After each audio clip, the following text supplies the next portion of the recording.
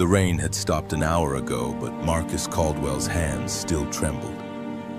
He knelt in Georgetown mud before a granite headstone that bore a stranger's name. Richard Sterling, Look husband closely to a at the woman inscription. he'd never met, father to no one. I see it. The wilted daisies cost $48.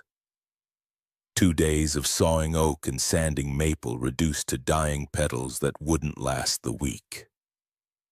Dylan stood 3 feet behind, clutching the teddy bear that had survived everything else. 8 years old now, small for his age, the kind of thin that came from a body that had fought too hard for too long. His Seahawks jersey hung loose over jutting collarbones. October wind cut through the cheap fabric like it wasn't there.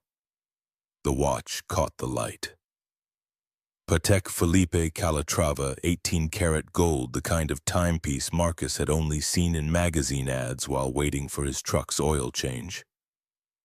It sat heavy on his wrist, worth more than his F-150, his tools, and 6 months of rent combined. The engraving gleamed RS. Marcus pressed his palm against the cold stone. The words came like they always did, automatic as breathing. "Thank you." A voice sliced through the October stillness, cold and precise as a scalpel. "That's my husband's grave. Who are you and why are you wearing his watch?" Marcus's head jerked up. The woman stood 15 feet away, positioned between him and the cemetery path like she'd materialized from the gray Seattle sky. Burberry coat, black as the headstone, not a thread out of place despite the wet earth. Her hair pulled back in a knot so tight it looked painful. Behind Dior sunglasses, eyes the color of winter assessed him the way an accountant might examine a discrepancy. A Mercedes S-Class sat on the access road, engine still ticking. Dylan's fingers found Marcus's sleeve. The boy had inherited his mother's radar for danger, that sixth sense that told you when someone saw you as a problem to be solved. Marcus stood slowly, aware of the mud caked on his Wrangler jeans. The way his flannel shirt had seen better years. The calluses that no amount of lotion could soften. He stood 6'1" but felt smaller under her gaze. "I'm sorry. We didn't mean to intrude." The words stuck in his throat. $48 in flowers, and he sounded like he was apologizing for stealing them. "We come here sometimes to say thank you." "Thank you." She repeated the phrase like it was in a foreign language. One gloved hand reached up, pulled the sunglasses down. Her eyes weren't winter, they were ice. "My husband died in a car accident 2 years ago, alone in the rain on his way back from a business meeting. So tell me exactly what you think you owe him thanks for. And while you're at it, explain why you're wearing his watch." The Patek Philippe burned against Marcus's wrist. He looked down at the initials that matched the name carved deep in granite and felt his chest constrict. How do you explain something you barely understand yourself? How do you tell a widow that her husband saved your son's life when she clearly believes no such thing ever happened? Dylan's small hand slipped into his, warm, alive. Evidence. "My name is Marcus Caldwell." Each word felt like lifting something heavy. "This is my son, Dylan. 2 years ago, your husband paid for Dylan's heart surgery. $300,000. We didn't know who he was until after—" His voice caught. "Until after he died." The woman's expression didn't change, but something shifted behind those ice-chip eyes. Not belief. Something colder.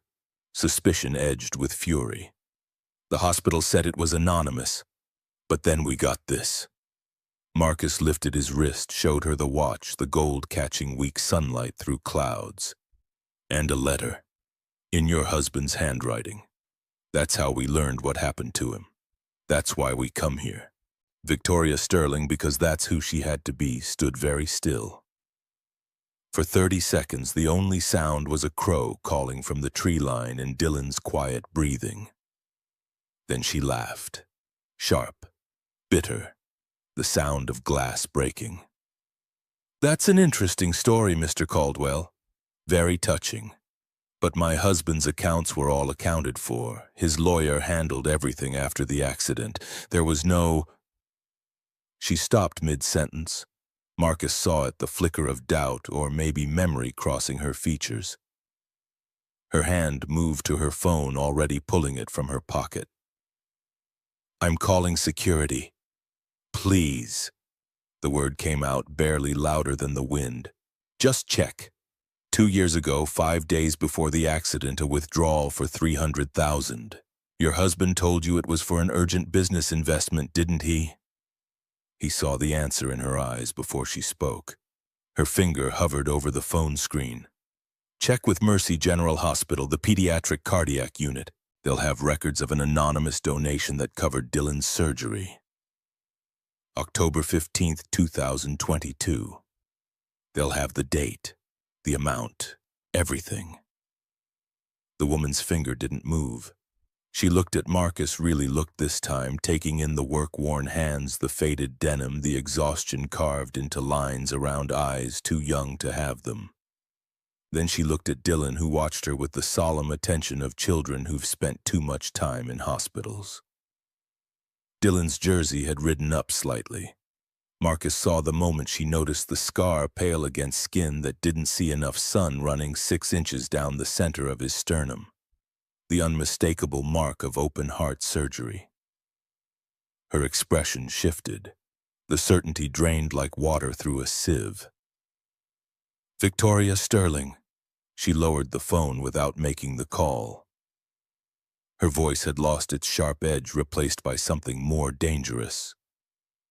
Confusion mixed with a desperate need to understand. If what you're saying is true, if Richard really did this, then I need to know everything because my husband and I... She stopped, seemed to reconsider her words. We had no secrets, or so I thought. Bitterness crept back into her tone, but this time it was directed inward. Start from the beginning, Mr. Caldwell. Don't leave anything out. Marcus glanced down at Dylan, who nodded solemnly. The boy understood in the way children sometimes do when adults need something from them, that this moment mattered, that the woman standing before them needed their story as much as they'd once needed Richard Sterling's money. Marcus took a breath, tried to organize 2 years of gratitude and grief into something coherent. The cemetery felt very quiet, as if even the birds had stopped to listen. Dylan was 6 when he got sick. His hand rested on his son's shoulder, felt the bone too close to the surface. Heart defect, congenital. The doctors said he probably had it since birth, but it didn't become critical until that winter. The memory pulled at him like undertow. Dylan getting tired all the time, unable to run without getting winded. At first, Marcus thought it was a cold, maybe flu, the kind of thing that cleared up with rest and soup. By the time I got him to the hospital, they said his heart was failing. Tetralogy of Fallot, 4 holes in the chambers. He needed surgery immediately or he wouldn't. The sentence stuck. 2 years later, and he still couldn't finish it. Victoria listened without interrupting.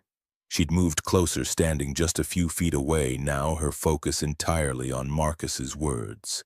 The phone remained in her hand, but forgotten. The doctor gave me an estimate, $287,000 for the surgery, another $13,000 for recovery and monitoring, $300,000 total, not counting follow-up care or medications or anything after.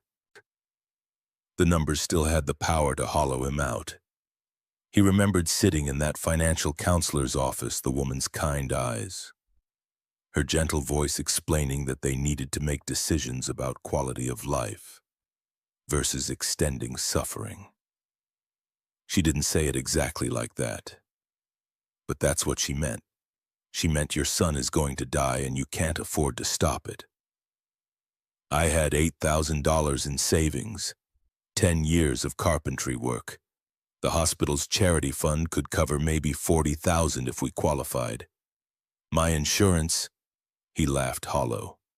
Basic plan from the contractor I work for. Covered $15,000 maybe.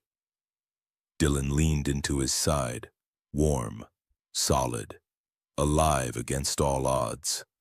I remember sitting there trying to do the math. If I sold my truck, my tools, the house, trying to make the numbers add up, knowing they never would. Victoria had gone very still. Her hand moved unconsciously to her throat, some instinctive gesture of distress. And then? Her voice came quiet, like she wasn't sure she wanted to hear the answer. Then a miracle happened. Marcus said it simply because there was no other word. 3 days after that meeting, the financial counselor called me back. She said a donor had come forward through the hospital's charity foundation, anonymous, complete coverage for the surgery and 6 months of follow-up care. He let out a breath that felt like it had been held for 2 years. I thought maybe it was some kind of mistake or a program I didn't know about. But she said no. One person, one check, $300,000 made out to the hospital on Dylan's behalf. For my son. From someone I'd never met. Victoria's knuckles had gone white where she gripped her phone. 300,000. She repeated the number, slowly testing its weight. Richard withdrew that exact amount, October 15th, 2022. He told me it was for a property deal that needed to close immediately. A Bellevue investment that couldn't wait. Her voice stayed carefully controlled, but Marcus heard the tremor beneath it. I remember because I questioned it. We usually discussed larger investments together, but he said the opportunity couldn't wait. That he had to move fast or lose it. A pause. And I trusted him. I always trusted him. Marcus nodded, understanding the betrayal she must feel, even if it was different from any betrayal he'd experienced. When you're desperate and someone saves you, you don't question their motives. But when you're the person kept in the dark, every secret feels like a wound. We didn't know who the donor was. The hospital kept it completely confidential. Dylan had his surgery, 8 hours. It was successful. The relief still felt fresh, like touching something hot. We spent 2 weeks in recovery. And I kept thinking about this person who'd saved my son's life. This stranger who'd given us everything without asking for anything back. His voice grew softer, remembering those nights in the hospital. Dylan sleeping fitfully with machines beeping their steady rhythm. Marcus wide awake, trying to imagine the face of their guardian angel. I wanted to thank them, to tell them what their gift meant, but there was no way to reach them. No name, no contact, nothing. Until the watch. Victoria's eyes had fixed on his wrist again, but the fury was gone. Now she just looked lost. Marcus lifted his arm slightly so the afternoon light caught the gold, made the initials glow. Those 2 letters that had turned into an anchor, a lifeline, a thread connecting them to a man they'd never really known. 1 week after we came home from the hospital, a package arrived. He pulled his wallet from his back pocket, the leather cracked from years in his hip pocket. From it he extracted a piece of paper worn soft from being folded and unfolded countless times. Inside was this watch and a letter. He held it out to Victoria. After a moment's hesitation, she took it. Her hand shook as she unfolded it. The handwriting was unmistakable. Victoria's breath caught. Marcus saw recognition flash across her face, the bold, slanted script she must have seen on birthday cards, on notes left on the kitchen counter, on legal documents that divided Richard's empire with mathematical precision after his death. She read silently first, lips moving slightly. Then, as if forcing herself to hear the words aloud, she spoke them into the October air. Dear Dylan, I hope you're feeling better. The doctors tell me your surgery was a success, and I'm so glad to hear it. I want you to have this watch. It belonged to my grandfather, then my father, then me. 3 generations of sterling men have worn it. Now it's yours. Her voice wavered but held. This watch is meant for someone who will make the most of the time they're given, someone who will live with purpose, someone who won't waste the precious years like I've done. Live well, Dylan. Be kind. Make every second count. You're braver than you know. Your friend Richard Sterling. Victoria's voice broke on her husband's name. She added almost too quiet to hear. P.S. Take care of your father. I saw the pain in his eyes. It's the kind that can only be healed by a child's love. Her hands dropped to her sides, the letter hanging loose in her fingers. She stared at the headstone as if seeing it for the first time, as if the name carved there might offer some explanation for this revelation that rewrote everything she thought she knew. He never told me. The words came thick with unshed tears. 2 years. We were married 2 more years after this, and he never said a word. She looked up at Marcus, and he saw raw hurt in her eyes. Why wouldn't he tell me? Why would he keep this secret? Marcus had no answer. He'd wondered the same thing during sleepless nights after they'd learned who Richard was. After the initial joy of Thanksgiving had been swallowed by the news of his death. I don't know. Honesty was all he had to offer. Maybe he thought you wouldn't approve. Maybe he wanted it to be something just for him without any recognition or credit. He hesitated, then added gently, or maybe he was protecting you from something. I don't know what your marriage was like, but I know what he did for my son. That kind of generosity doesn't come from nowhere. Victoria's laugh was sharp and painful. Our marriage. She turned away from them both, her gaze sweeping across the cemetery as if searching for answers among the headstones. You want to know about our marriage? The question hung in the air, rhetorical and raw. We tried to have children for 10 years. Every treatment, every specialist, every last hope. Nothing worked. IVF 6 times, surrogacy twice. $120,000 and years of my body being treated like a science experiment. All for nothing. The admission hung between them, too intimate for strangers. But she seemed unable to stop now that she'd started. After a while, we stopped talking about it. We stopped talking about a lot of things. Richard buried himself in work. I did the same. We became, she searched for the word, efficient. Our marriage became a well-run business partnership, professional, courteous, utterly empty. Marcus felt like he was witnessing something he shouldn't.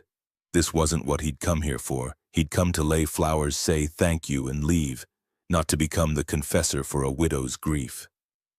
But Victoria wasn't finished. When he died, I felt relief. The words came out hard, forced through gritted teeth. Do you understand? I was sad, yes, but also relieved. Because at least then I didn't have to keep pretending that everything was fine, that we were fine. She turned back to face them, eyes bright with tears she refused to shed. And now you're telling me that while I was drowning in that empty house, in that empty marriage, my husband was out here playing guardian angel to strangers, saving children, being the father he always wanted to be. That he... Her voice broke completely. Dylan had been quiet through all of this, absorbing words he didn't fully understand, but sensing the grief that permeated them. Now he stepped forward, tugging free of Marcus's grip. He walked right up to Victoria, his small face serious and thoughtful.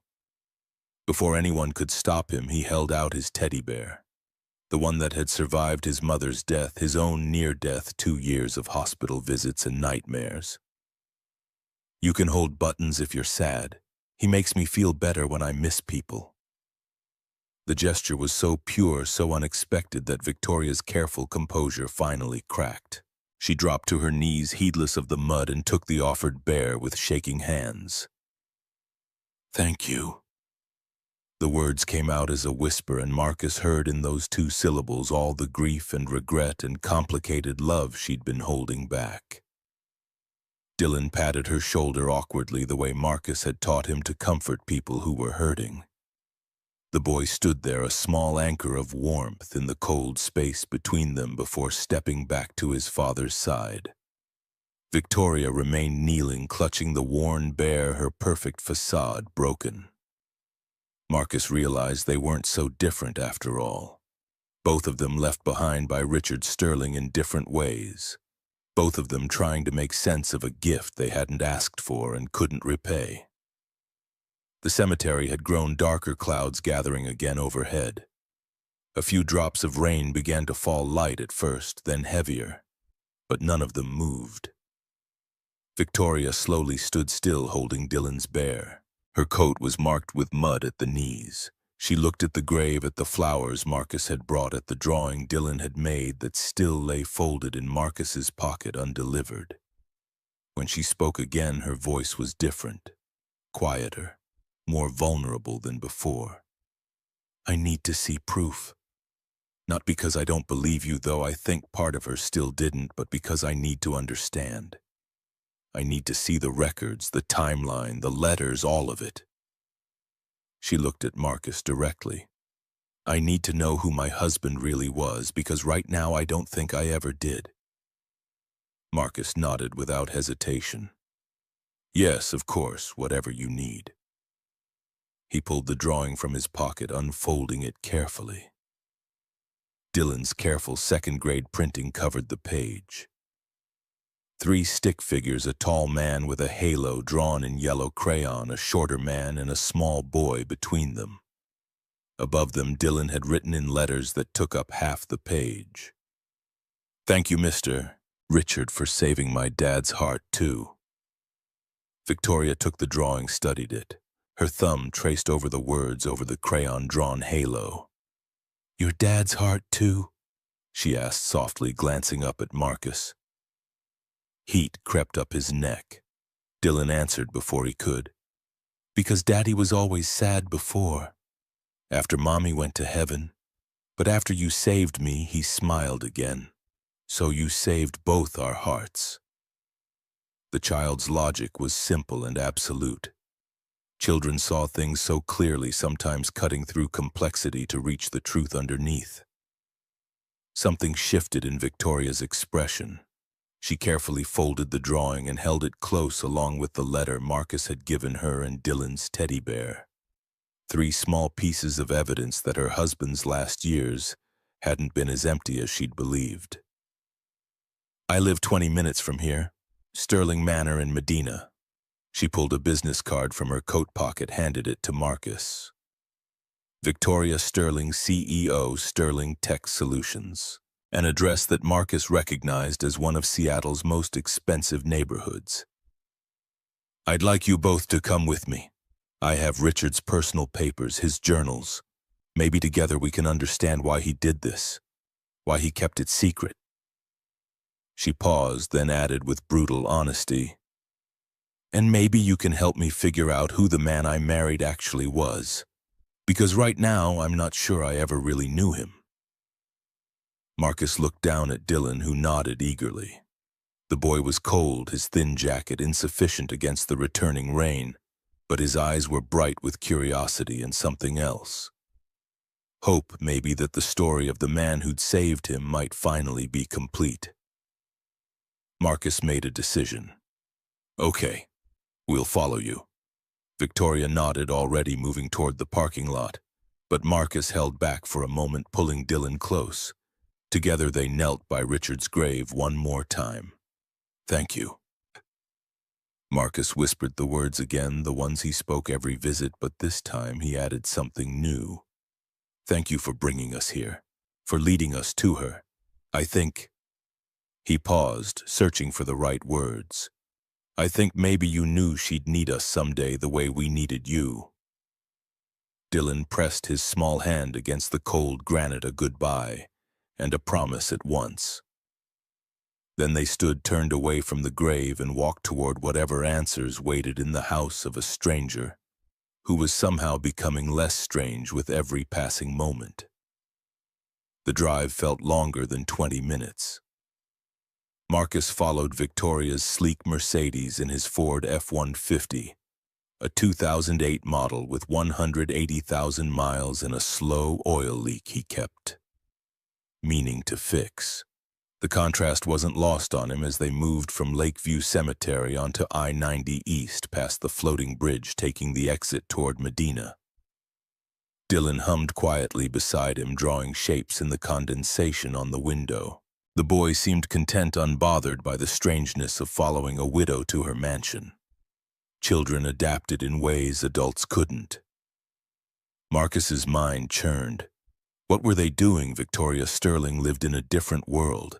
The kind of world Marcus only saw on television or in magazines at the grocery store checkout. Medina.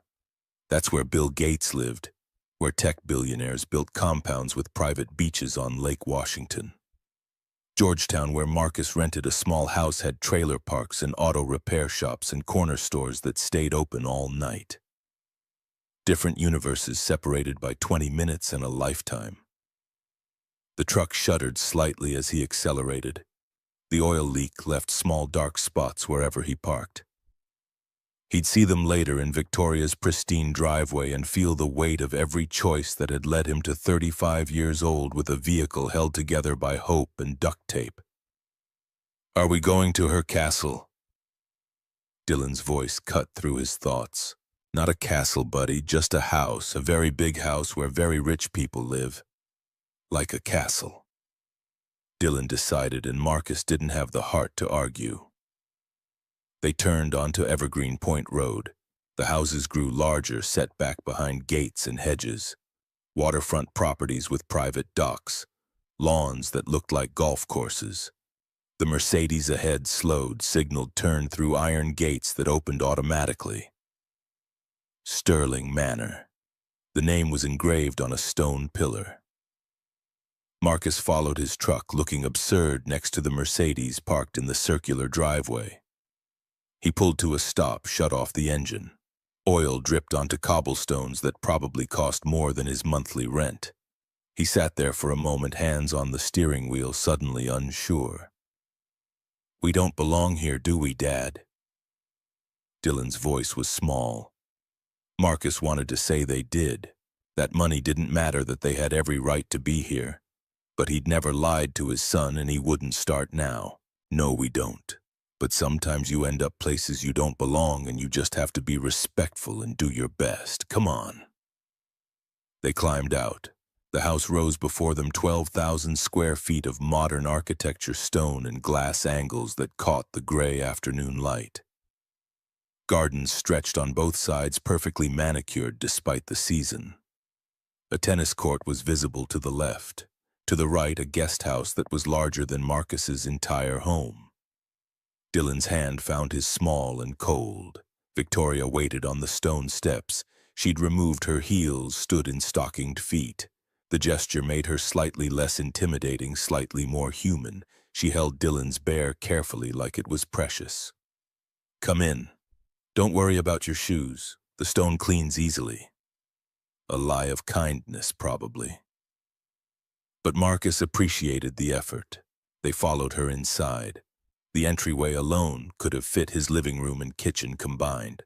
Marble floors, a chandelier that must have weighed 200 pounds. Abstract art on the walls that Marcus didn't understand but assumed cost more than his truck. "This way." Victoria led them down a hallway lined with photographs. Marcus found himself studying them as they passed. Richard and Victoria at a technology gala 1918, according to the placard. Evening gown, tuxedo, champagne, smiles for the camera. But their eyes, Marcus saw it even in a photograph, their eyes didn't smile. Another frame. Charity event 2019. Richard and Victoria handing an oversized check to Seattle Children's Hospital. $500,000. They stood 6 inches apart, both looking at the camera instead of each other. Professional. Polished. Empty. Company IPO 2020. Celebration. Success. Richard looked at the camera. Victoria looked at the floor. Dylan's whisper cut through Marcus's observations. They don't look happy like you and Mom did in our Christmas pictures. You're right, buddy. Sometimes people smile on the outside but feel sad on the inside. Victoria stopped walking, turned. She'd heard. Dylan is very perceptive. Her voice was thick. He's right. We weren't happy. Not for a long time. She continued walking, leading them to a staircase that curved up to the second floor. Marcus noted the absence of certain photographs. No wedding pictures except one small frame visible through an open door. No vacation photos, no candid shots of laughter or intimacy or casual moments that filled normal people's homes. Richard's office is upstairs.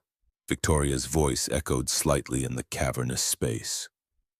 I haven't changed anything since he died. I couldn't bring myself to go through his things. It felt like... She paused on the landing, like invading his last bit of privacy. They reached a door at the end of the hall. Victoria pulled a key from a chain around her neck. She'd been wearing it for 2 years. Marcus realized, unable to use it until now. The office was smaller than Marcus expected, still large by his standards, but somehow more intimate than the rest of the house. Floor-to-ceiling bookshelves lined 2 walls filled with business texts, philosophy, American history. A massive desk dominated the space, mahogany with hand-carved details. The chair behind it was genuine leather, an Eames design Marcus recognized from a furniture catalog he'd once studied, dreaming of pieces he'd never be able to afford. Everything was immaculate, no dust, but there was a feeling of abandonment, like a museum display of a life once lived. Victoria moved to the desk, to a locked drawer on the right side. The key fit smoothly. She opened it carefully, as if something inside might escape. I've never opened this. Her voice was barely audible. Even when Richard was alive. It felt like his sacred space, the one place I wasn't supposed to look. Marcus understood suddenly part of why their marriage had failed. Too much respect for privacy became a wall. Too much space became distance. They'd given each other room until there was nothing but emptiness between them. The drawer contained 12 journals, leather-bound moleskin notebooks with years embossed in gold on their spines. 2013 through 2024, a MacBook Pro. A folder labeled Personal, Do Not File. A photograph, their wedding, 2008, Richard and Victoria, young and genuinely happy. A small bottle of aspirin. Victoria's hands trembled as she lifted out the journals. She found 2022, flipped it open. Her breathing changed as she scanned the pages, searching for a specific date. Dylan had settled onto a leather sofa by the window, still holding buttons. Marcus stood awkwardly, unsure where to put himself in this room full of a dead man's secrets. Victoria found what she was looking for. October 10th, 5 days before Richard's death. Her face changed as she read silently, from composed to shocked, to something that looked like grief mixed with rage. Listen to this. Her voice shook. She began to read aloud, and Marcus felt like he was witnessing something too private, too raw. But he couldn't leave, he had to hear. Today I saw something that broke me. A child, maybe 6 or 7, in the cardiac ward at Mercy General. I was there for a board of directors meeting discussing expansion of the cardiac unit. The meeting ended at 4. I got lost going back to the parking garage. Went past the 3rd floor pediatric cardiac unit. Victoria's voice steadied as she focused on the words, letting them carry her. There was a man in the waiting room, early 30s, work jeans, flannel shirt, boots, hands calloused, someone who works with them. He sat alone, staring through the window into a hospital room. Inside, a boy, maybe 6, lay in bed, surrounded by wires and tubes. The heart monitor beeped slow, weak. Marcus felt the floor tilt. Richard had seen them that day, before the surgery was even approved. The man was crying, not loud crying, The silent kind, the crying of someone who's cried so much they have no tears left. His shoulders shook. His hands were clenched so tight the knuckles went white. Victoria paused, swallowed hard. I recognize that look.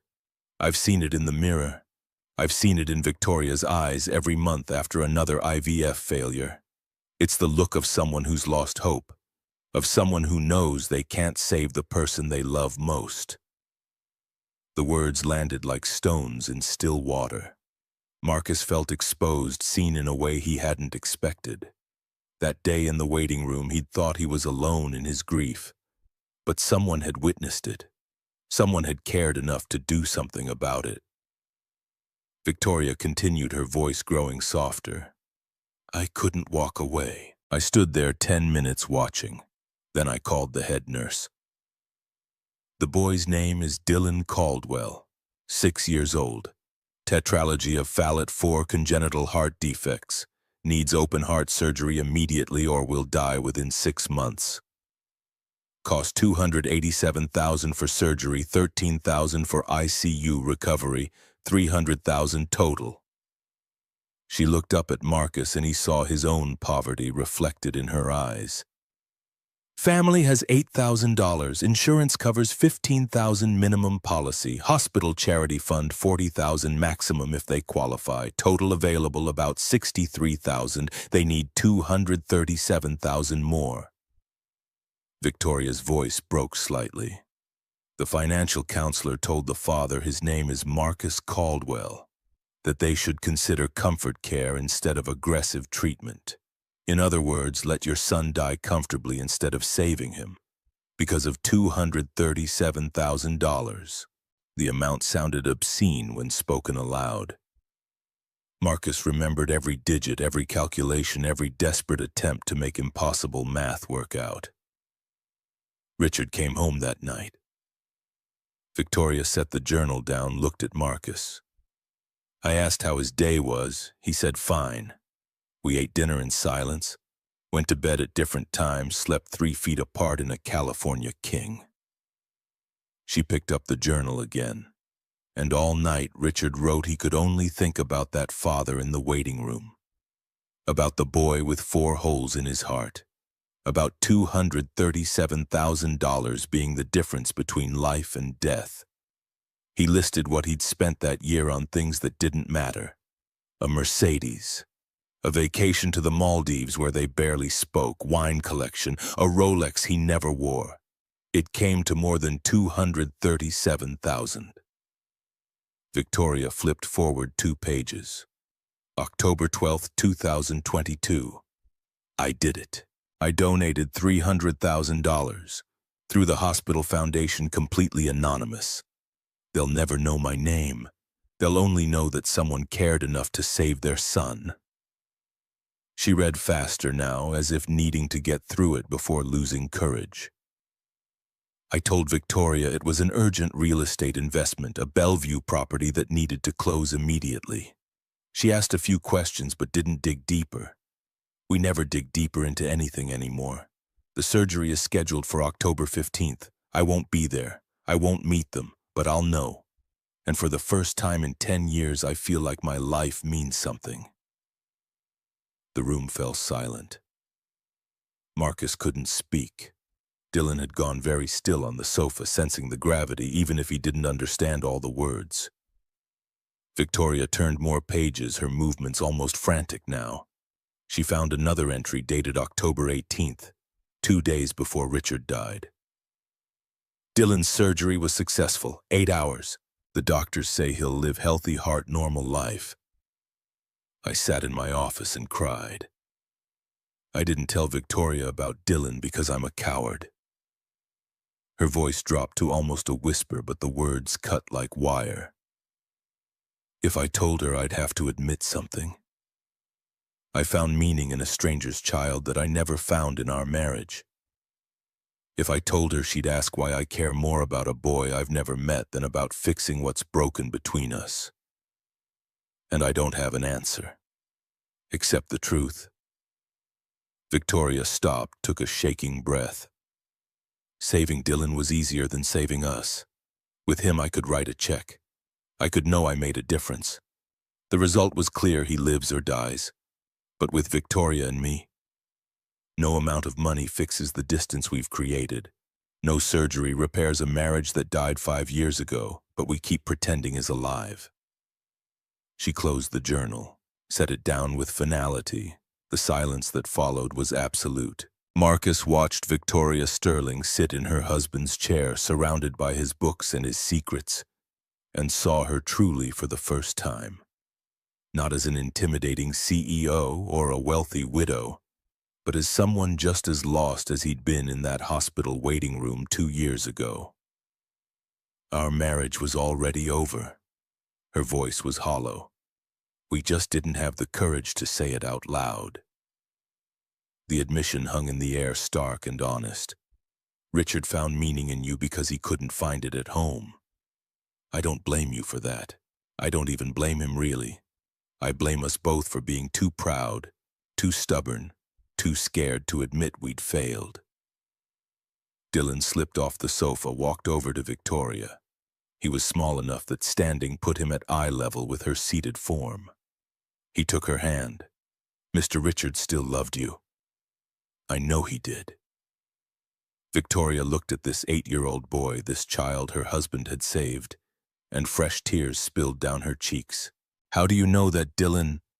Because he gave me his special watch to give to you. He said in the letter. Dylan's face scrunched in concentration, remembering. He said about not wasting precious years. He was sad he made you sad. People who don't love each other aren't sad like that. Out of the mouths of children. Marcus felt the truth of it, the simplicity that adults overcomplicated with their fears and pride and walls. Victoria pulled Dylan into a hug. The boy went willingly, patting her back the way Marcus had taught him. For a moment they stayed that way, a widow and the boy her husband had saved, connected by a gift neither had asked for. When Victoria released him, she looked to Marcus. Stay, please. It's late. Have dinner with me. Not because I want to investigate more. Because... Her voice cracked. Because I don't want to be alone in this house tonight. Marcus looked at Dylan, who nodded eagerly. We should go. Dylan has school tomorrow. Please. Just the one word, but it carried the weight of 2 years of solitude. Marcus recognized the loneliness because he'd lived in it. After his wife died before Dylan's surgery, he'd spent months in that gray space where days blurred together and the only thing that mattered was putting one foot in front of the other. Okay. But we're ordering pizza. Not anything fancy, just pizza.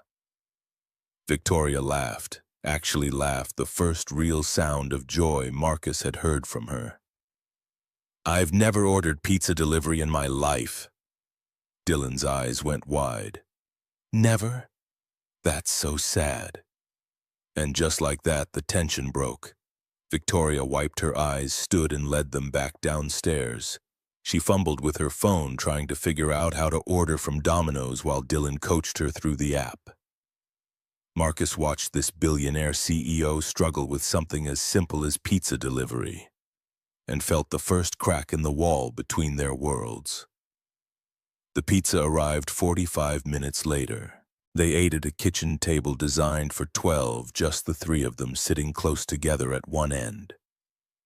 Dylan told Victoria about school, about his friends, about the Heart Heroes Club he wanted to start for kids with surgery scars.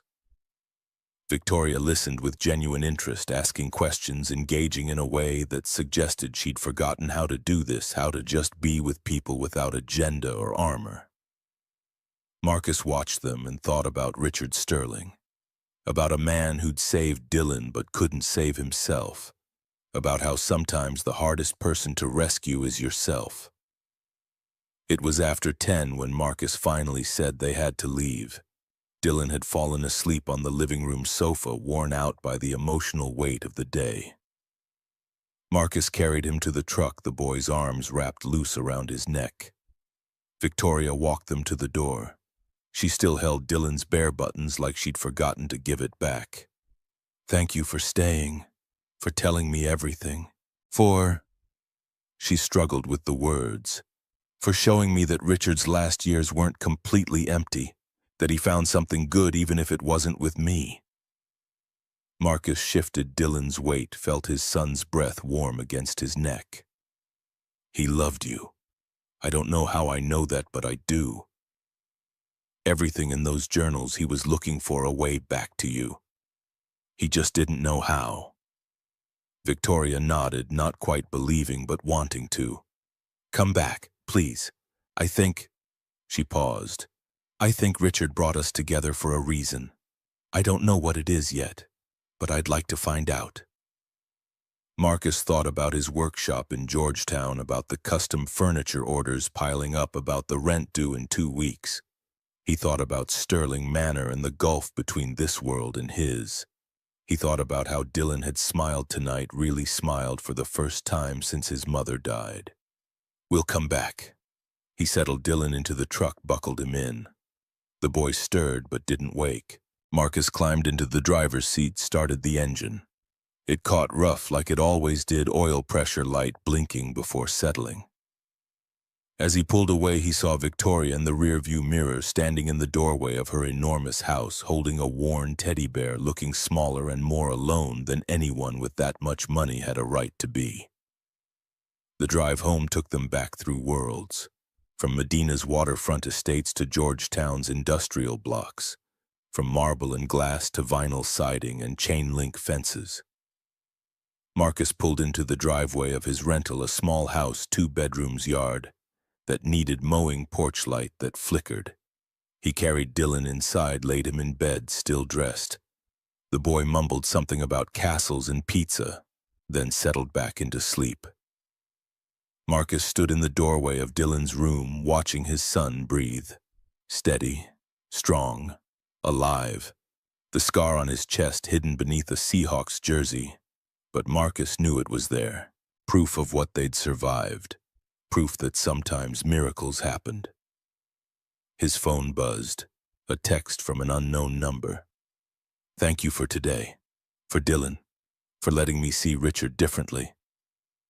I know I was cruel at first. I'm sorry. Victoria. Marcus typed back slowly, his calloused fingers clumsy on the screen.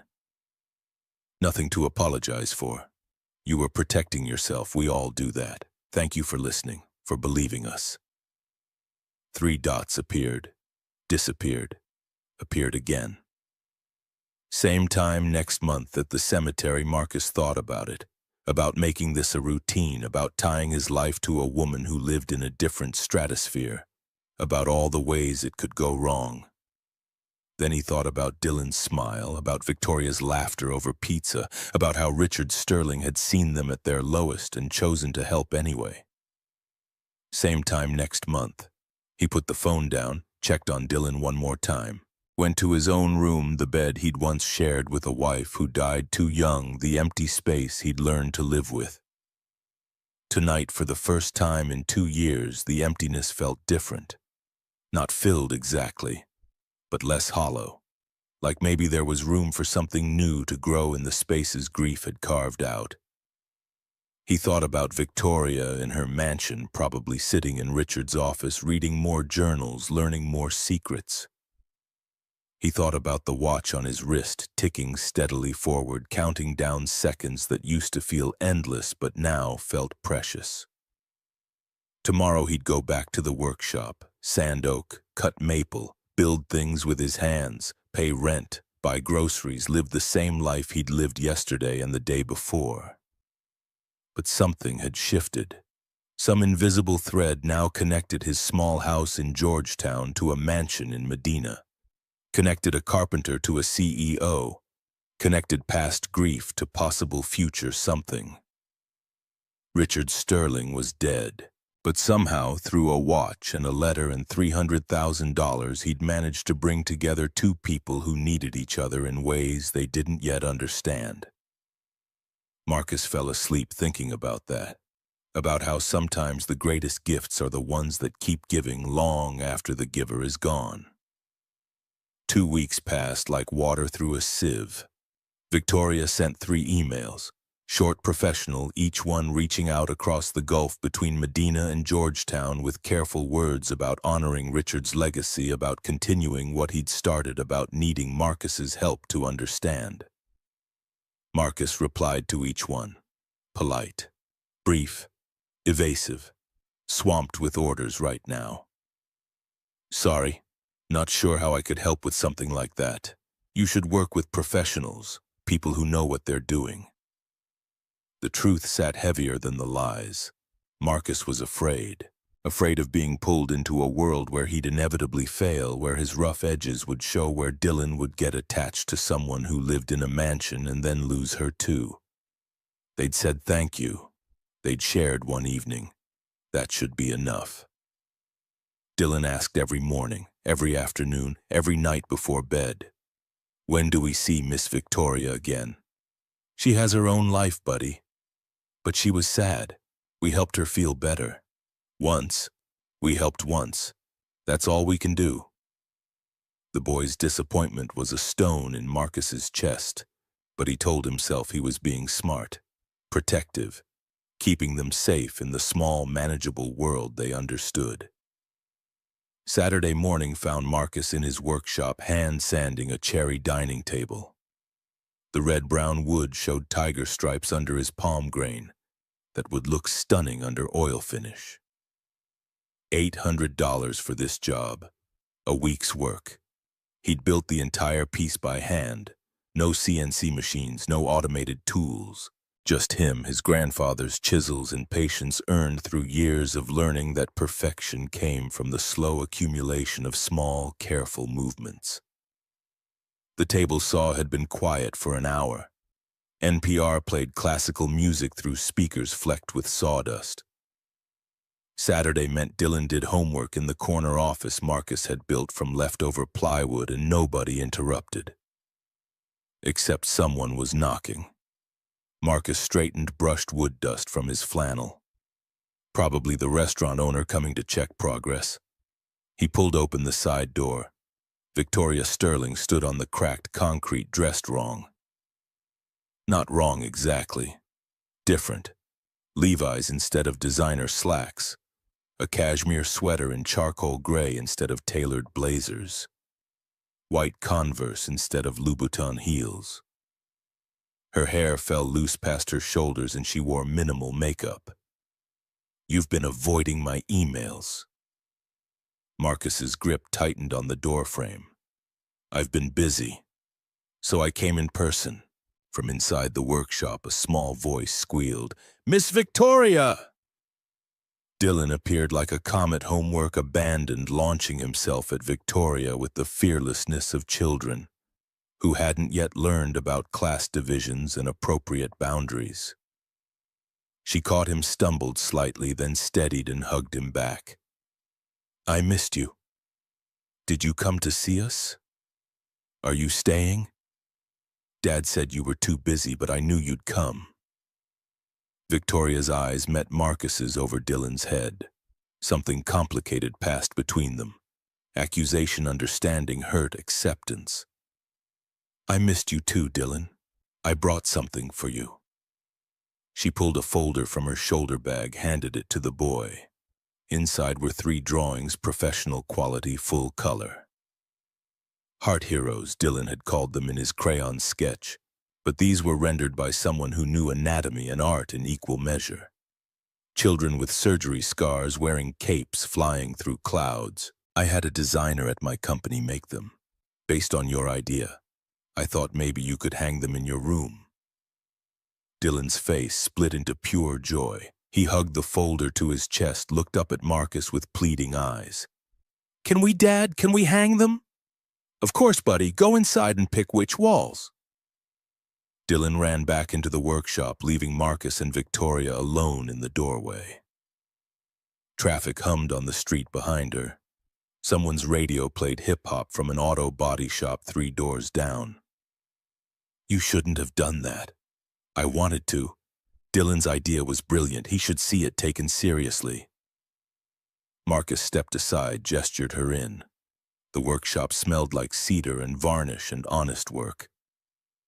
Victoria walked slowly, taking in the space. Her fingers traced the edge of the dining table, felt the smoothness of his sanding, the precision of mortise and tenon joints that held the legs without a single screw. This is beautiful. You made this by hand. Everything here is by hand.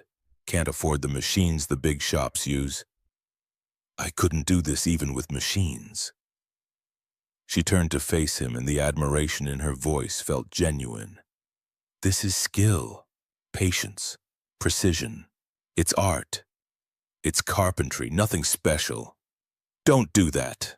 Sharp, sudden. Don't diminish what you're good at. You have a gift. Own it. The words landed harder than intended. Marcus busied himself with putting away tools, uncomfortable with praise, with being seen. Why are you really here, Victoria? I want to create something. Jonathan's Heart Foundation, continuing what Richard started when he saved Dylan, but I can't do it alone. Hire experts, program directors, people with degrees in nonprofit management. I don't need experts. She moved closer, her voice gaining intensity. I need someone who understands what it feels like to sit in that hospital calculating whether selling everything you own might add up to enough. Someone who knows the difference between numbers on paper and actual human desperation. Marcus shook his head, dust motes swirling in the light from high windows. I don't know anything about running a charity. But you know people. I have money. You have heart.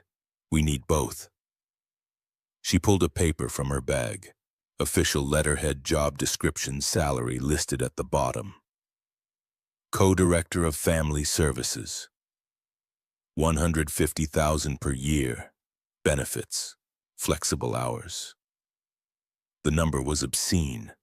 Marcus made $45,000 as a carpenter. This was more than triple, more than he'd ever dreamed of earning. Enough to get Dylan braces, fix the truck move to a better neighborhood, save for college. His hands trembled as he read it. Then he set it down on his workbench and stepped back. I can't accept this. Victoria's face registered shock. Why not? This is a real position. You'd be earning it, interviewing families, assessing needs, making recommendations. It's charity. The word came out harder than he meant. Richard saved Dylan because he wanted to, not because he expected me to owe him a job. If I take your money now, I'm just taking advantage of his generosity.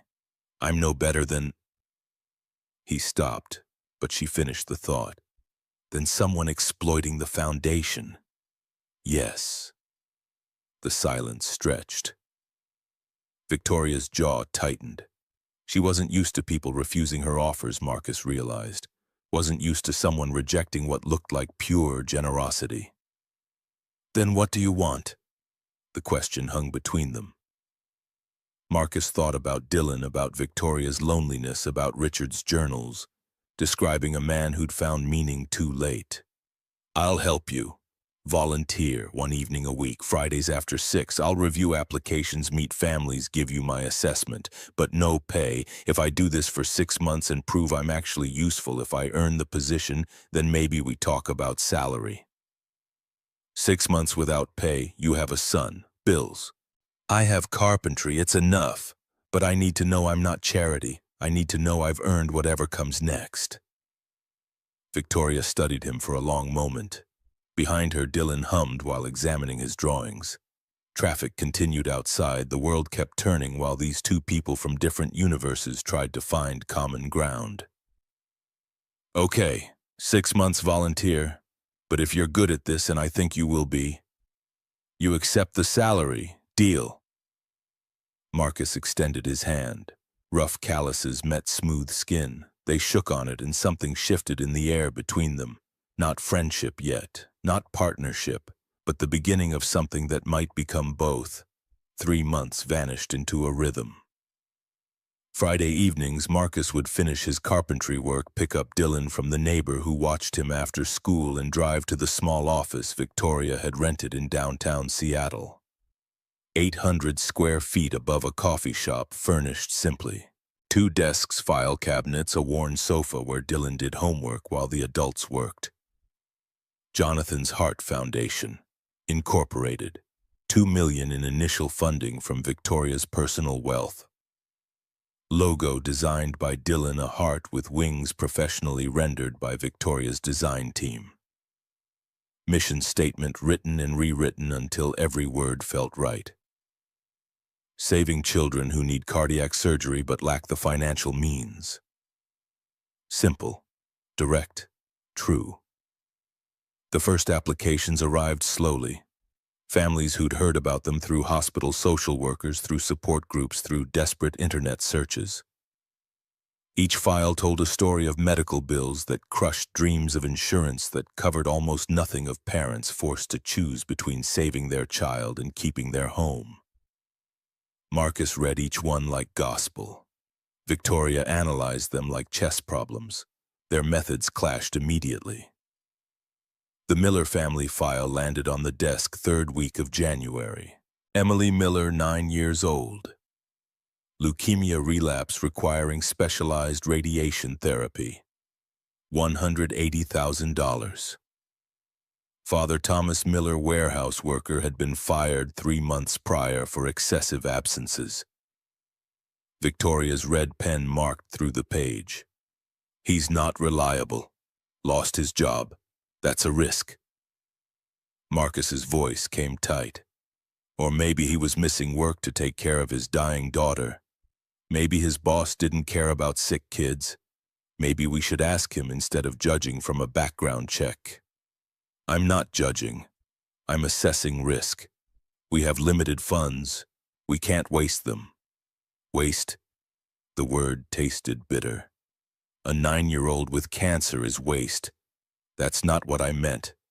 Then what did you mean, that we only help perfect families with perfect credit scores because I had terrible credit when Richard helped us? I was behind on rent. If I'd applied to this foundation, would you have rejected me?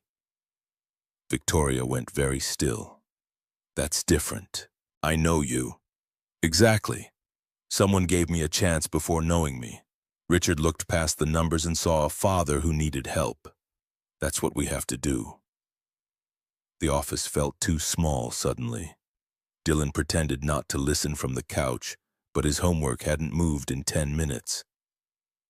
Victoria picked up her phone.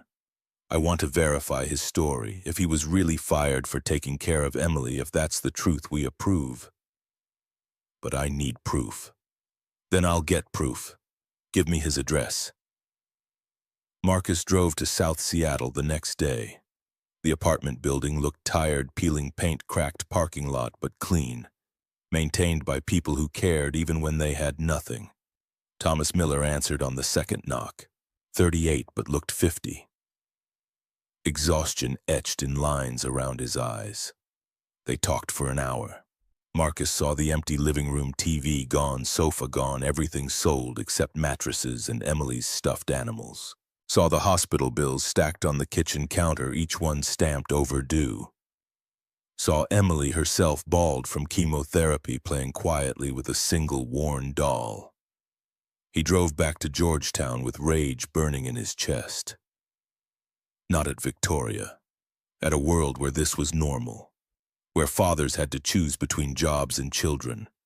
Where 9-year-olds died because numbers didn't add up. That Friday, he walked into the office and dropped his notes on Victoria's desk. Thomas Miller missed work 15 times in 2 months. His daughter was in the hospital. He asked for leave without pay. They denied it. So he went anyway. They fired him. He sold everything he owns to pay for treatment. He's behind 4 months on rent. His landlord is about to evict them, but he's not trying to save his apartment. He's trying to save his daughter.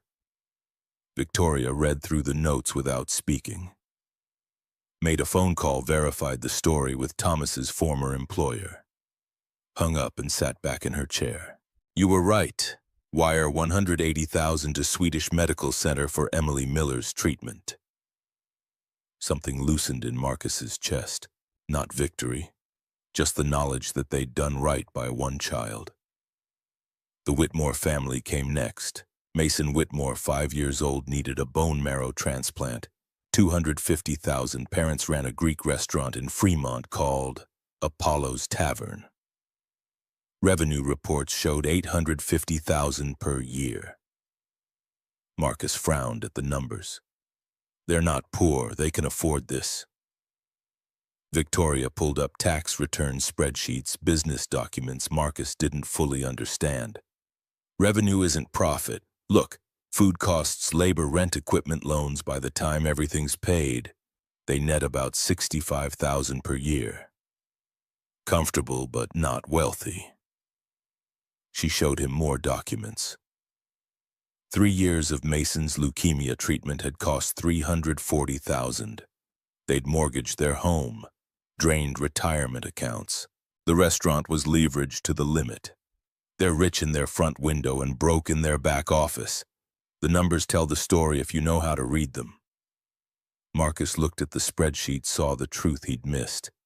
I'm sorry, I judged too fast. And I judged Thomas Miller too fast. We balance each other, that's the point. They approved the Whitmore family. Wired $250,000. The foundation had helped 4 children in 3 months. Miller Whitmore twin girls named Rodriguez who needed heart surgery, a teenager named James Wilson, whose dialysis costs were bankrupting his family. 4 children, $780,000. 780,000 reasons the foundation mattered. Friday nights became something Marcus looked forward to instead of enduring. Victoria ordered Thai food or Indian or Chinese, never pizza again, by mutual unspoken agreement to keep that first night separate. Dylan finished homework, then taught Victoria how to use Photoshop, showing her design basics while she fumbled through layers and filters with the intense concentration of someone used to mastering everything.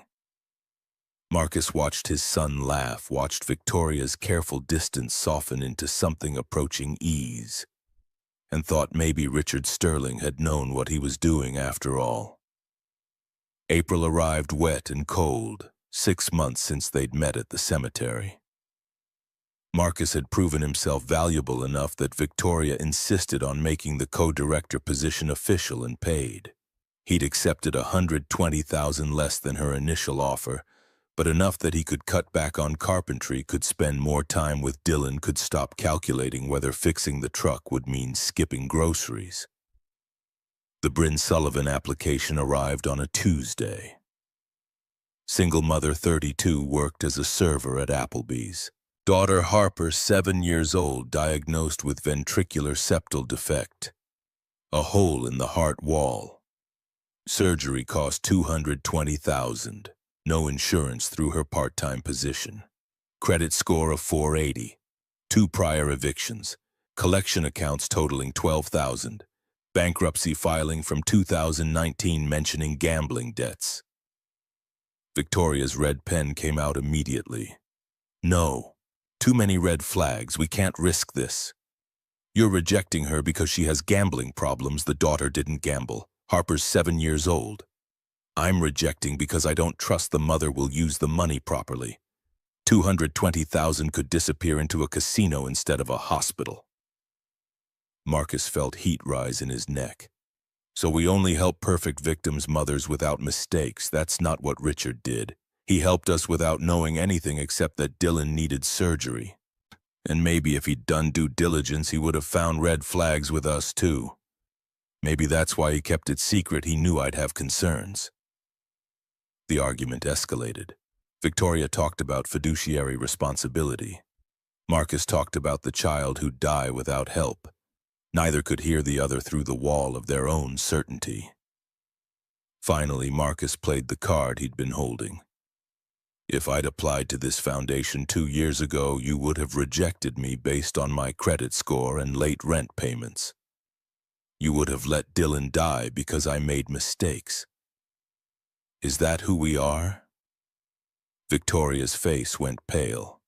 The truth of it struck like a physical blow. Marcus pressed the advantage.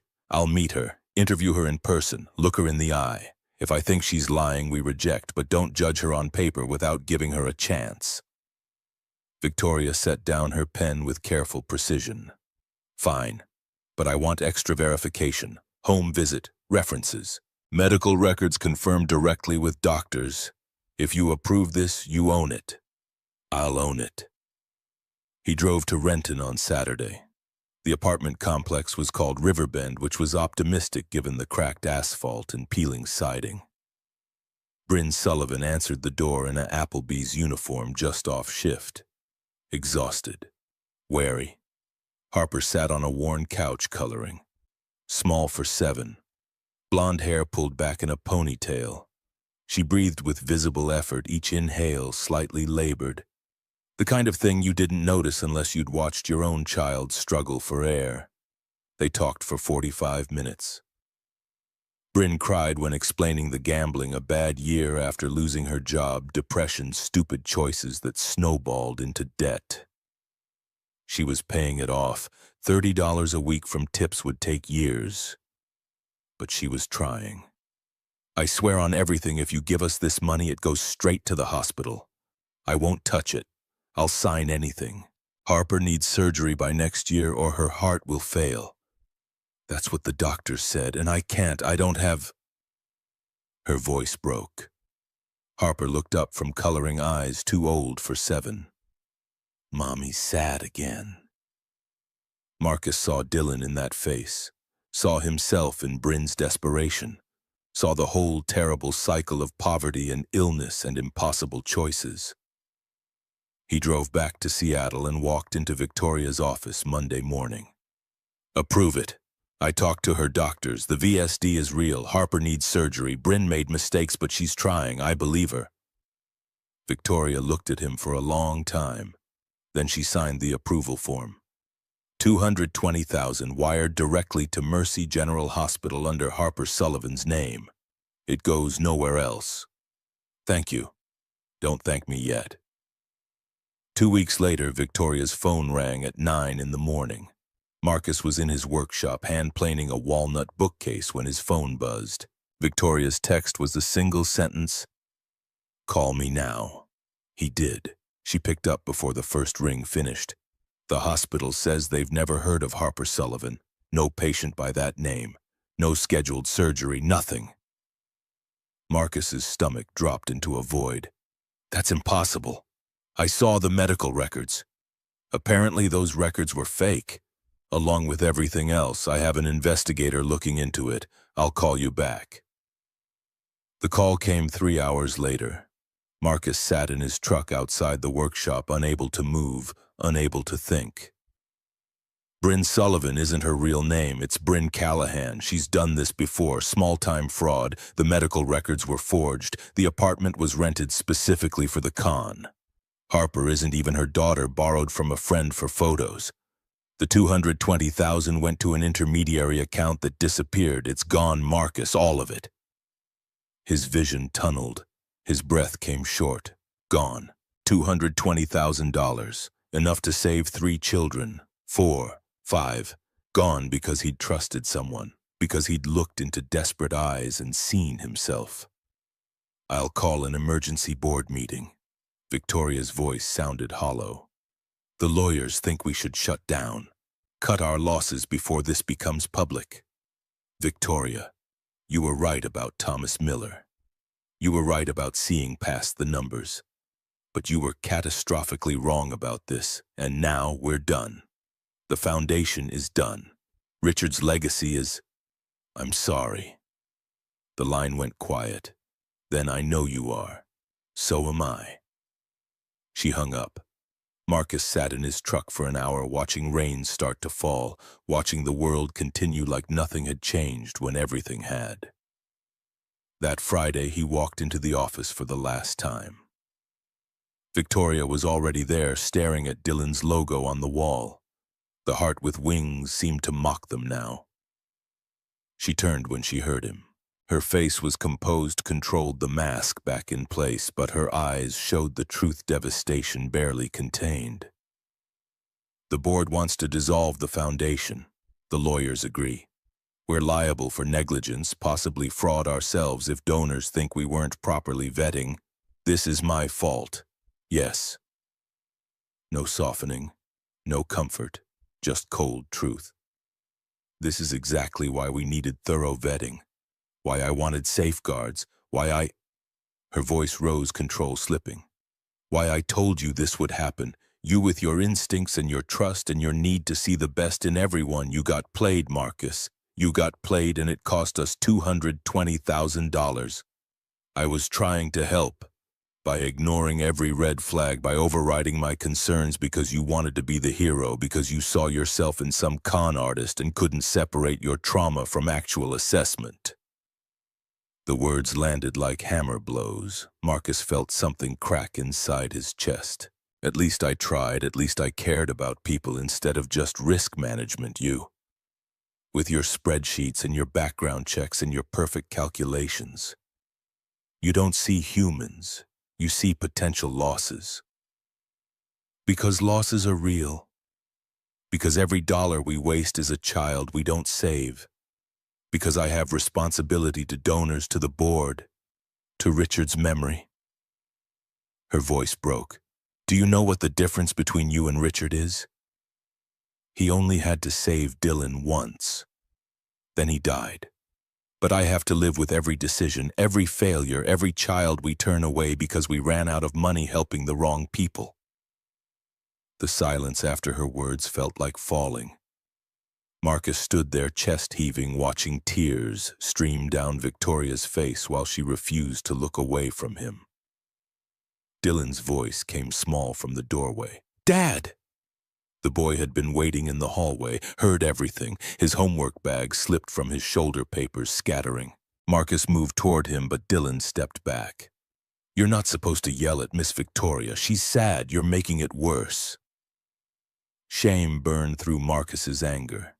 He'd done exactly what he'd taught Dylan never to do, hurt someone because he was hurting. You're right, buddy. I'm sorry. Let's go home. He gathered Dylan's papers, shouldered the bag, took his son's hand. At the door, he turned back. I quit. You were right. I don't belong here. I'm just a carpenter who thought he could do more. Marcus. But he was already gone, pulling Dylan down the stairs, out into the rain, into the truck that smelled like sawdust and failure. They drove home in silence. Dylan cried quietly, and Marcus had no words to make it better. He'd ruined everything. Proven Victoria right. Proven himself exactly what he'd always feared, inadequate for anything beyond sanding wood and cutting joints. Victoria stood alone in the office, staring at the logo Dylan had drawn. The heart with wings. The dream they'd built for 3 months and destroyed in 3 minutes. Her phone rang. The lawyer.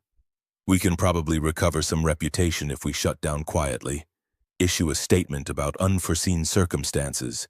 Your personal wealth is protected. Do it. Her voice sounded dead even to herself. Close it all down. She hung up, sat in the chair Dylan usually occupied. Picked up one of his drawings from the floor where it had scattered Emily Miller, the first child they'd saved. Drawn in crayon with a heart labeled fixed. 4 children. $780,000. 4 lives changed. 4 families given hope. And now it was over, because she'd been right about the wrong person and Marcus had been wrong trying to be kind. Richard's watch sat in her desk drawer. She'd taken it from Marcus's wrist that first day in the cemetery, taken it home, kept it. Now she pulled it out. The initials caught the light, RS. What were you thinking? She asked. The watch asked the ghost, asked the universe that had brought them together just to tear them apart. What was the point of all this? The watch ticked on, counting seconds that felt like stones. Victoria sat in the empty office for 3 days, processing dissolution paperwork, fielding calls from disappointed board members, drafting statements about unforeseen circumstances and lessons learned. The coffee shop below stayed open until midnight. She worked until the lights went dark downstairs, then worked longer in the glow of her laptop screen. On the 4th day, her phone rang. Private investigator. Ms. Sterling, there's something you need to know about the Bryn Callahan case. She listened, put down her pen, listened more. Send me everything. The file arrived within the hour.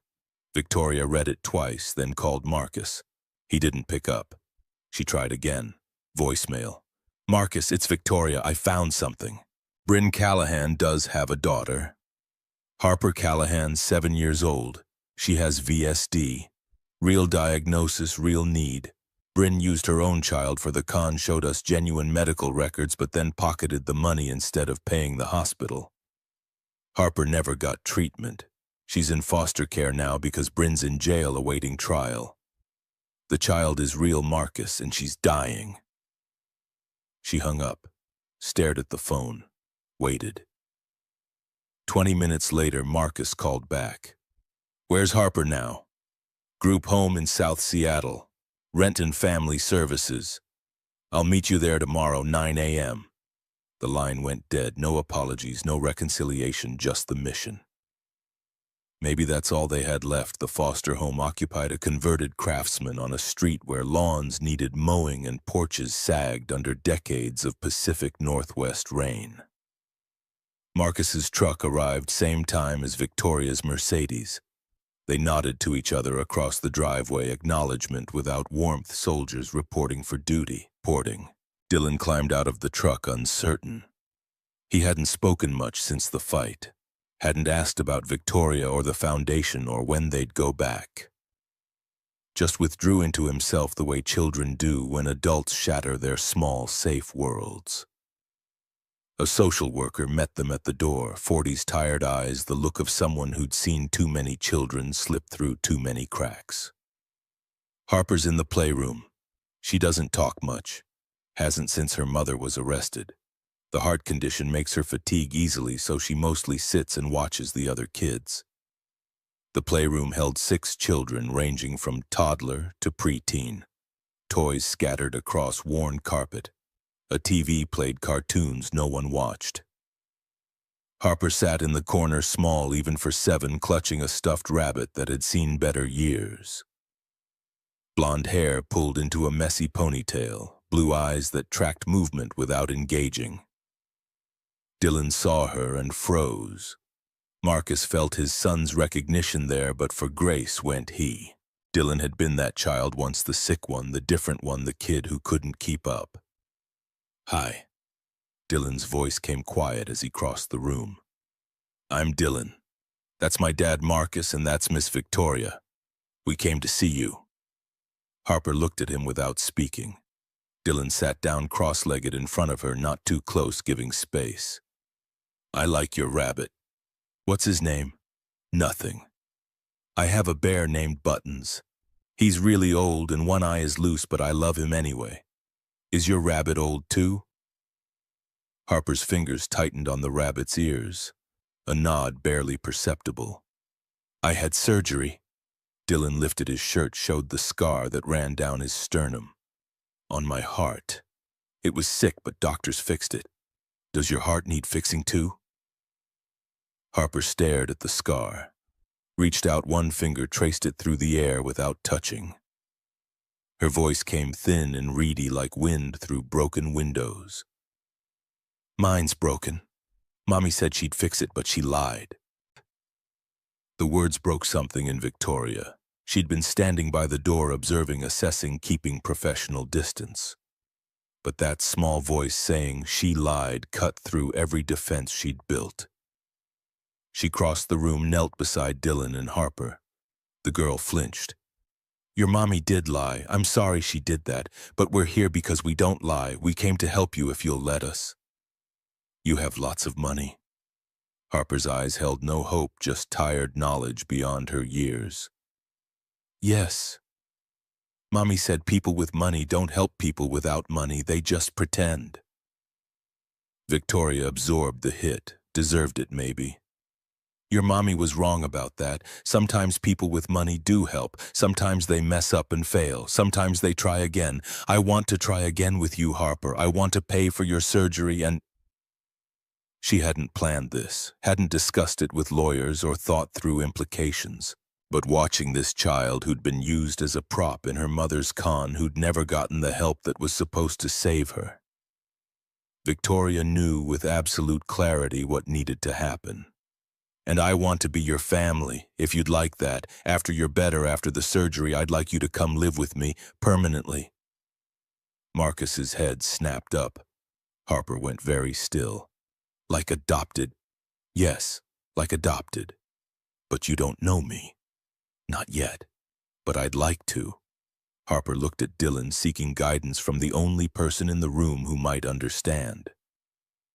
Dylan grinned. Miss Victoria's house is really big, like a castle, and she orders pizza even though she's rich, and she's learning Photoshop from me. She's actually pretty cool. That almost smile flickered across Harper's face. She looked back at Victoria. Can I bring Mr. Hops? She held up the rabbit. Mr. Hops has to come. He's family too. Okay then. Just like that. Okay then. As if agreeing to surgery and adoption was no more complicated than choosing which toy to bring. Maybe for children it was that simple. Maybe adults were the ones who made everything harder than it needed to be. Marcus touched Victoria's shoulder, drew her aside while Dylan entertained Harper with stories about buttons and adventures they'd have together. Are you sure about this? Adoption is its forever. You can't change your mind. I know what adoption means. Have you thought about what it takes?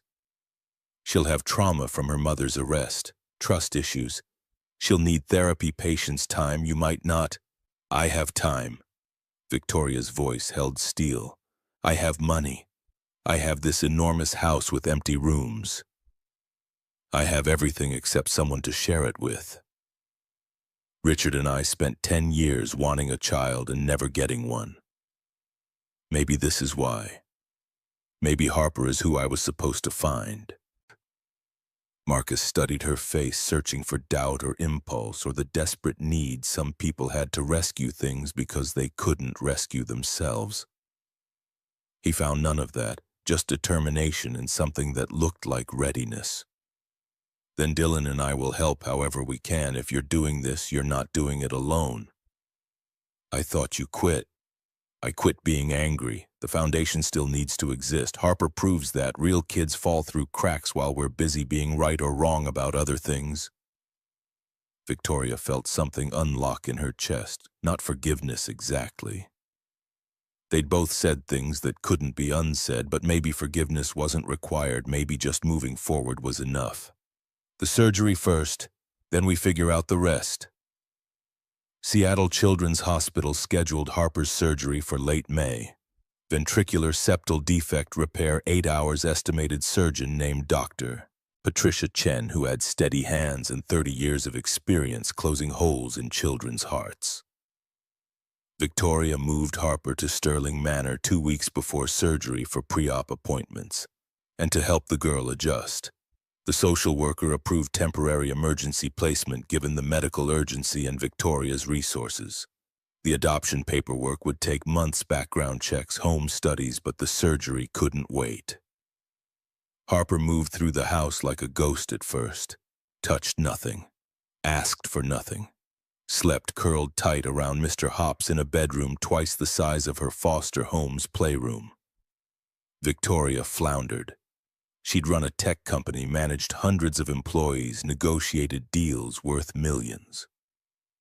But she couldn't figure out how to make a 7-year-old eat breakfast or brush her teeth or trust that the bed would still be there tomorrow. Marcus and Dylan came over every evening. Dylan showed Harper his room at home, small and cluttered and full of life, taught her card games and how to draw hearts with wings.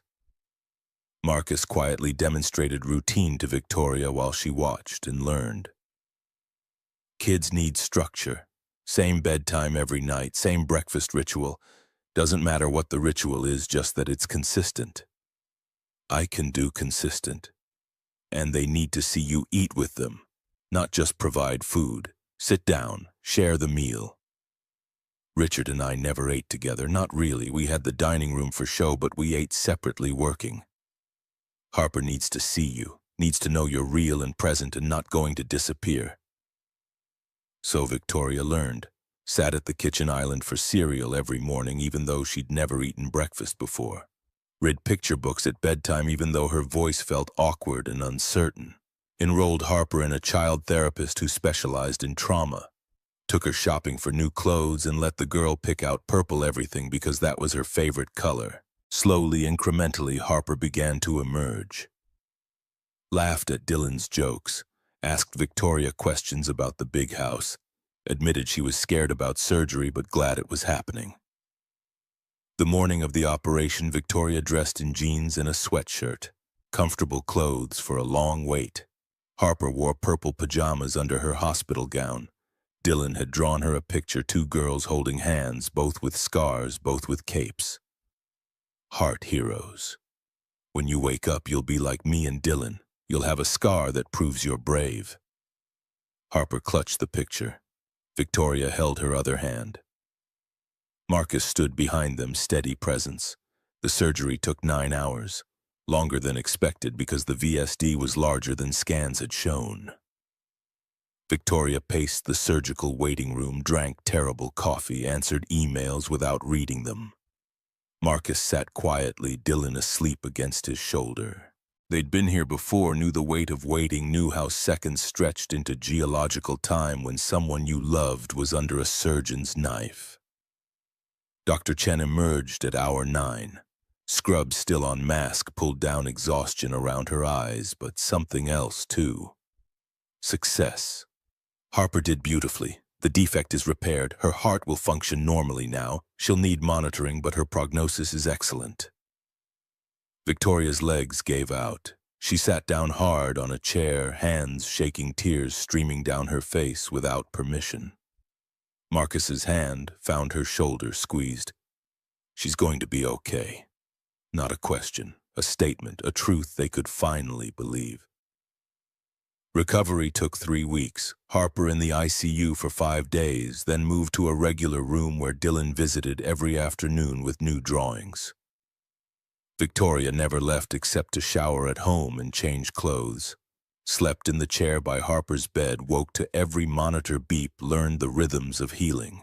Harper's first words after waking. Did they fix it? They fixed it. Your heart is strong now. Am I still broken? You were never broken, just needed some help. We all need help sometimes. The girl processed this.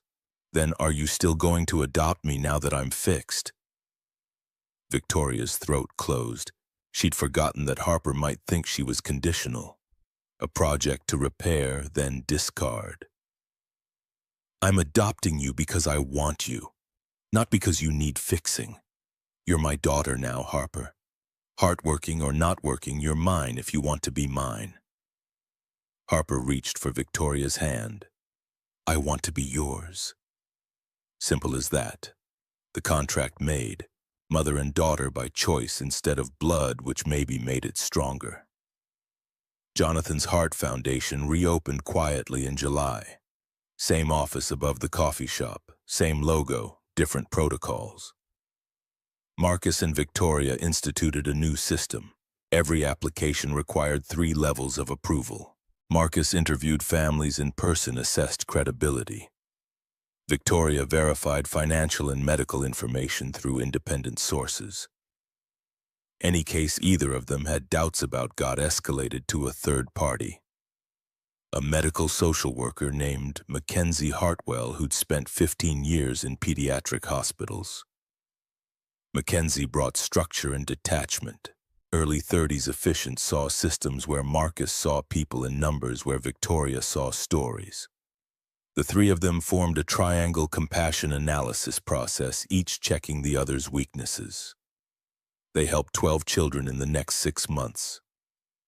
Established careful paper trails. Built relationships with hospital financial departments. Created sustainable practices that could scale. But scaling brought its own problems. By January of the following year, applications flooded in. 20 per month became 50. 50 became 127 in April alone. News stories about the foundation had gone viral online. Desperate families who'd exhausted every other option applied in waves. Victoria hired 2 more case managers, rented bigger office space. The foundation that had been personal and small became an organization with staff meetings and board reports and growth charts. Marcus felt it slipping away from them, felt the personal connection that had driven everything getting buried under bureaucracy. He worked longer hours, took every interview himself, refused to delegate the human interaction to people who hadn't sat where he'd sat. The Trevor Donovan case landed on his desk in May. 16 years old, needed a heart transplant. $850,000, the most expensive case they'd considered. Trevor's father worked as an engineer for Boeing. Not poor, not rich, solidly middle class until medical bills destroyed them. Victoria's initial assessment: they can afford this if they sell their house. Marcus's counter: should they have to? Richard didn't ask if we could afford Dylan's surgery if we sold everything. He just helped. We can't help everyone. $850,000 saves one person or helps 4 or 5 others. So we're making cost-benefit analyses on children's lives now. That's what we've become. The argument circled familiar pattern. They'd learned to disagree without destroying each other, but the strain showed. Victoria retreated into numbers. Marcus pushed harder on principles. Mackenzie brokered compromise. They'd approved Trevor's case, but it meant pausing other applications for 2 months to rebuild the budget. Neither Marcus nor Victoria felt good about the decision. Just trapped between impossible choices. Marcus drove home after midnight exhausted, pulled into his driveway in Georgetown and sat with the engine running, trying to summon energy to walk inside. His chest felt tight. Probably stress. Probably too much coffee and not enough sleep. The tightness intensified, became pressure, became pain that radiated down his left arm. He fumbled for his phone. Called 911. Managed to give his address before the world tilted sideways and darkness ate the edges of his vision. Dylan found him collapsed in the truck an hour later when Marcus didn't come inside. The neighbor who watched Dylan after school called the ambulance. Called Victoria because her number was on Marcus's emergency contact list right below Dylan's pediatrician. Victoria arrived at Harborview Medical Center 20 minutes later. Harper in tow because there'd been no time for babysitters. Found Dylan in the ER waiting room, tear-streaked and shaking. Harper wrapped around him, whispering comfort she'd learned from him in her own hospital stay. "Where's my dad? Is he dead? Is he going to die like my mom died?" "He's alive. The doctors are working on him. We'll know more soon." The cardiologist appeared after 90 minutes. Stress-induced angina. Not a full heart attack, but warning signs that couldn't be ignored. Overwork, insufficient sleep, anxiety manifesting as cardiac symptoms. He needed rest, needed to reduce stress, needed to take care of himself before his body made the decision for him. Victoria stood outside Marcus's room after they'd moved him from the ER. Watched him sleep IV in his arm monitor tracking his heartbeat. Thought about Richard working until his last day, dying in his car on wet pavement because he'd never learned to slow down. The pattern was there. Could see it clearly. Marcus running himself into the ground the same way Richard had. Except this time she could stop it. This time she had the power to prevent the loss. She waited until he woke, pulled a chair close to his bed. "You're taking a month off, starting now." Marcus tried to sit up, winced. "The foundation. We'll survive without you for 4 weeks. Mackenzie and I can handle applications. Dylan needs his father alive. Harper needs her Uncle Marcus. I need—" She stopped, started again. "The difference between you and Richard is that Richard had no one to tell him to stop. He worked himself to death because I let him, because we were too disconnected to care about each other's destruction. But we're not disconnected, Marcus. You and Dylan and Harper and me, we're family now. And family doesn't let each other die for a foundation, even a good one. 4 weeks. I can't just— 4 weeks or I fire you, and I'll make it stick. I own the foundation. I can do that." He saw she meant it, saw the fear under the steel, saw that she'd already lost one person to work and wouldn't lose another. What am I supposed to do for a month? Take Dylan somewhere. Road trip, coast, mountains, anywhere that isn't Seattle and doesn't have email. Teach him to fish. Build something with your hands that isn't a deadline. Remember why you stayed alive. Marcus closed his eyes, felt the truth of exhaustion he'd been denying for months. Okay, 1 month, but you have to promise me something. What? Don't let this place eat you too. Don't become Richard. Victoria's smile was sad. I'm trying not to. It's harder than it looks. Marcus took Dylan to the Oregon coast, rented a cabin outside Cannon Beach for a week, then drove down through redwoods. Taught Dylan to skip stones on tide pools, built driftwood forts on empty beaches. Caught nothing while fishing, but Dylan thought it was the best vacation ever. Away from email and applications and impossible decisions, Marcus felt his chest loosen, could breathe fully for the first time in months, could sleep without checking his phone at 3 a.m., could just be dad instead of co-director or savior or any other role that demanded pieces of himself he didn't have to give. Dylan asked questions about Harper, about Victoria, about whether they were really family now or just pretending. Real family, the kind you choose. Like Richard chose us. Yeah, buddy, exactly like that.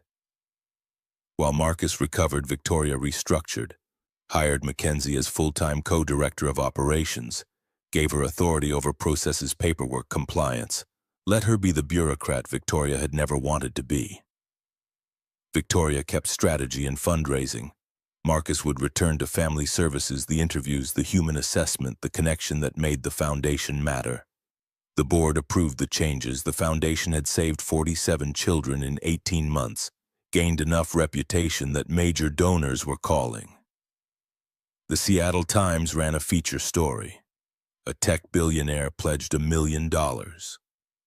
They were becoming sustainable. Harper's adoption finalized in September. Judge Parker signed the order making it official. Harper Sterling Callahan keeping her birth name as middle name, taking Victoria's as family. She turned 8 a week later. They threw a party at Sterling Manor, first party the house had ever held. Dylan and Harper wore matching Heart Heroes shirts. 14 kids from Harper's new school showed up.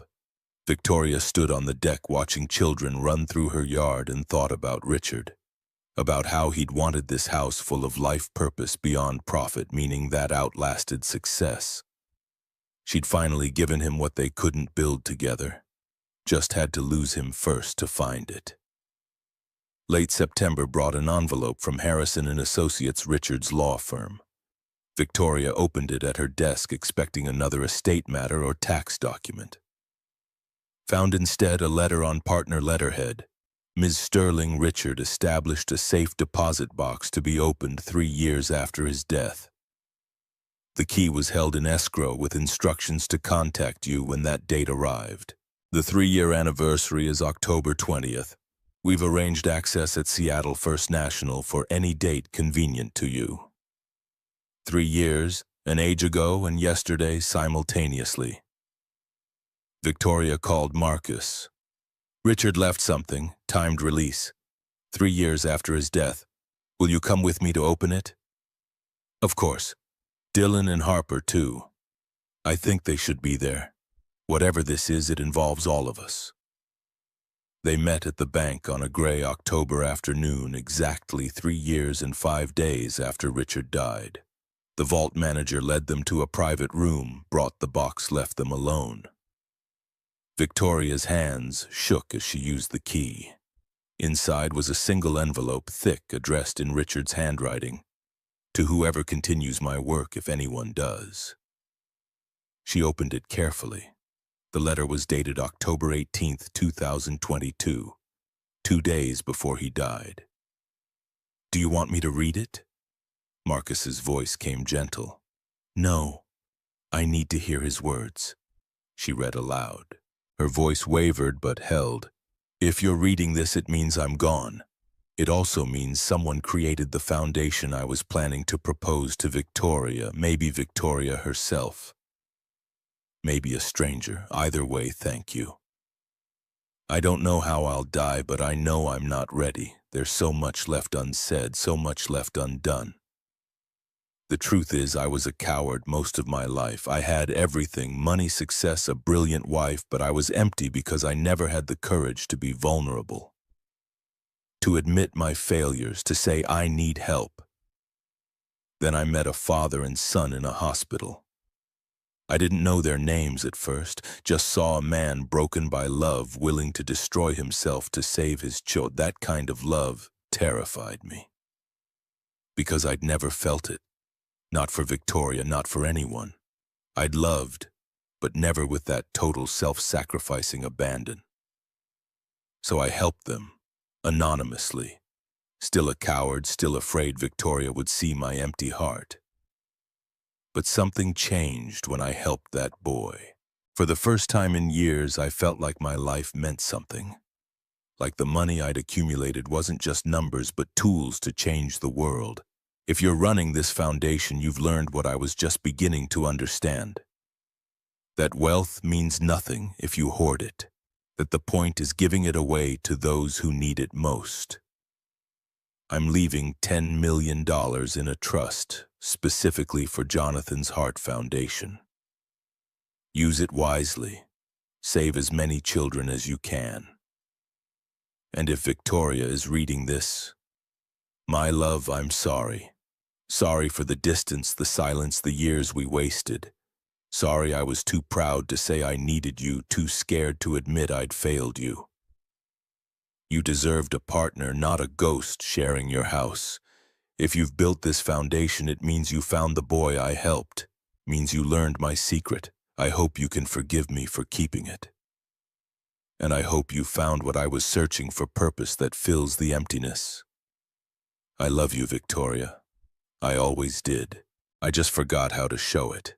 To whoever reads this, make every second count. Live well, be kind, and never walk past someone in pain without stopping to help. Yours in hope, Richard Sterling. The room fell silent except for the sound of Victoria crying. Not the controlled tears from the cemetery 3 years ago.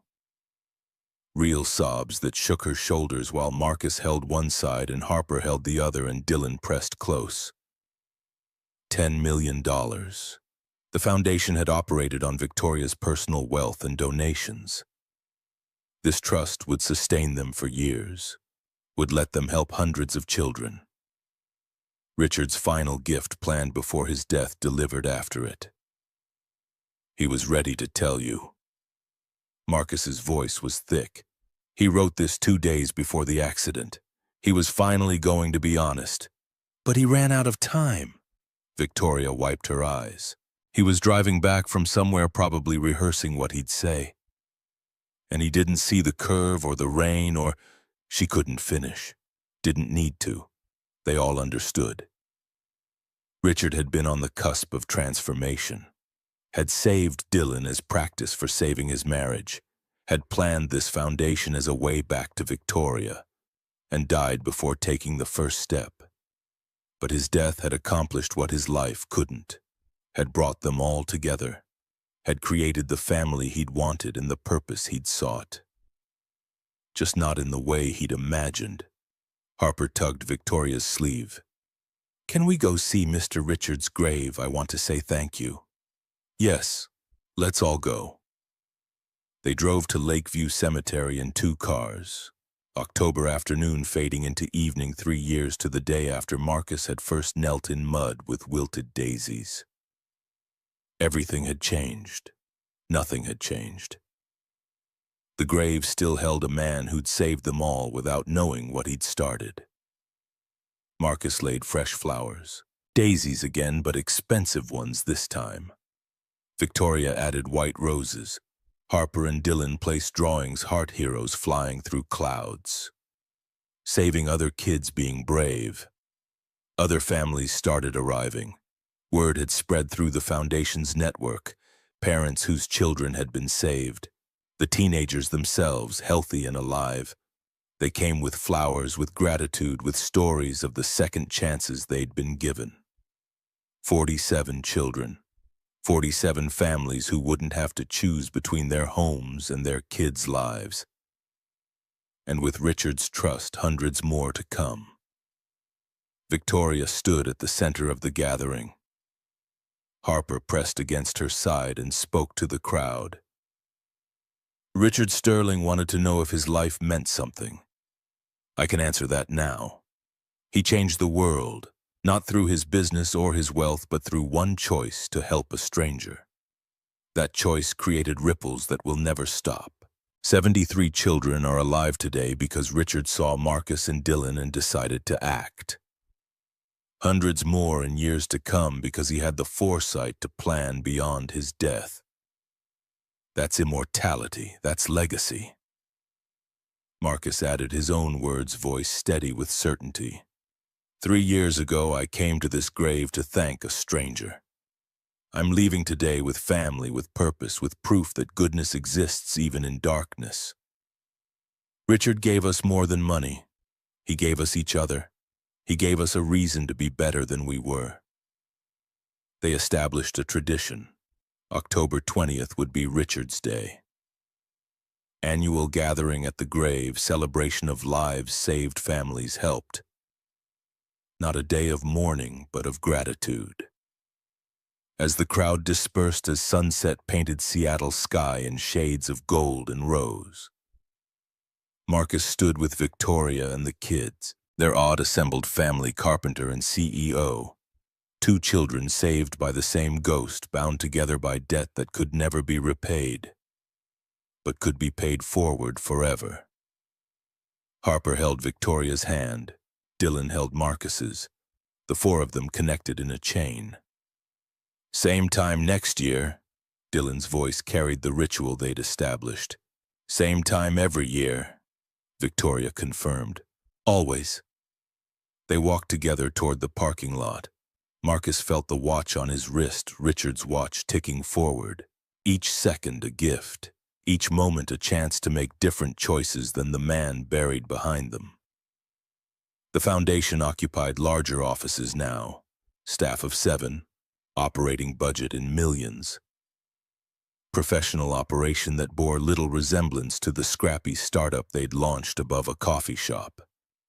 But the mission stayed pure. The hearts they saved stayed real. The families they helped stayed grateful.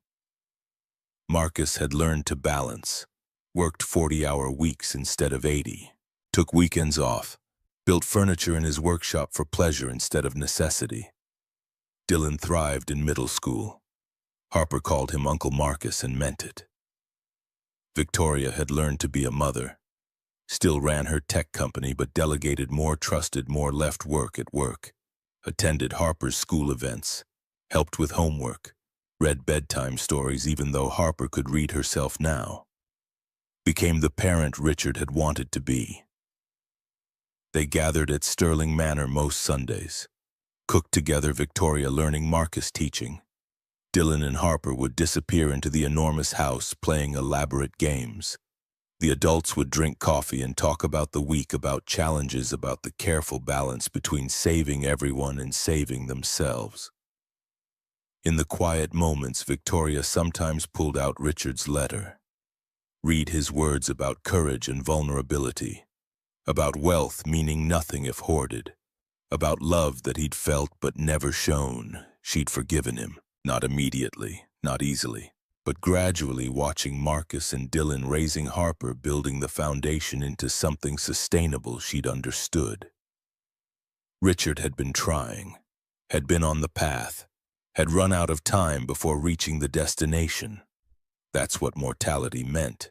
You didn't get unlimited chances, you got the moments you had and nothing more. Richard had used his last moments to try changing course, had left money and letters and watches as breadcrumbs for those who came after. Victoria had followed those breadcrumbs to Marcus, to Dylan, to Harper, to a family that looked nothing like what she'd imagined but felt more real than anything she'd had before. Marcus watched his son grow strong and healthy, watched the scar on Dylan's chest fade from angry red to pale silver, watched him become the big brother Harper needed, teaching her resilience and courage, the way only someone who'd survived could teach. At night, taking off the Patek Philippe to wind it, Marcus thought about the man who'd worn it before him. 3 generations of sterling men Richard had written. Now Marcus wore it, a carpenter in a line of businessmen connected by the simple act of seeing someone in pain and choosing to help. He'd teach Dylan that lesson, would pass the watch to him someday, would tell the story of Richard Sterling who'd saved them, and Victoria Sterling who'd built on that salvation. Would say this is what it means to live well, to be kind, to make every second count. The foundation saved its 73rd child in October, 3 years after opening. A girl named Mia Washington, 5 years old, who needed valve replacement surgery. Her mother cried when Marcus interviewed her, told him they'd been rejected by 3 other charities because they made slightly too much to qualify, but not enough to afford treatment. We fall in the gap, too poor to help ourselves, too rich for help. Marcus approved her that day. Victoria verified everything immediately. Mackenzie processed the paperwork. Mia had surgery 2 weeks later. Successful. Another life saved. Another family given hope. Marcus drove past the old workshop in Georgetown sometimes.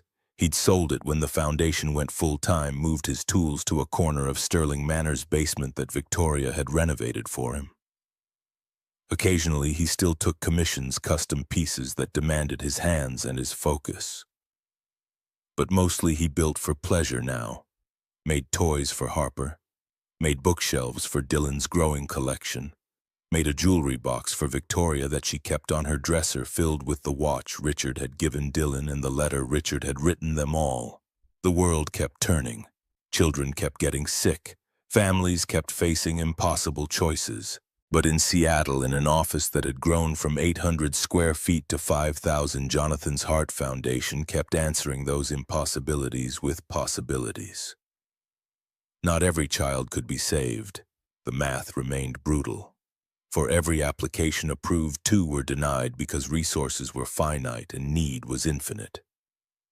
Marcus and Victoria lived with that weight, learned to carry it without being crushed. Learned that doing some good was better than doing no good, even when it meant saying no to desperate parents who reminded them of themselves. They'd saved 73 lives, would save hundreds more. Each one a ripple in water spreading outward to touch families and futures they'd never see. Each one proof that Richard Sterling's choice to help a stranger had created something bigger than money, more lasting than stone. The watch on Marcus's wrist ticked forward, counting seconds that used to feel endless but now felt precious.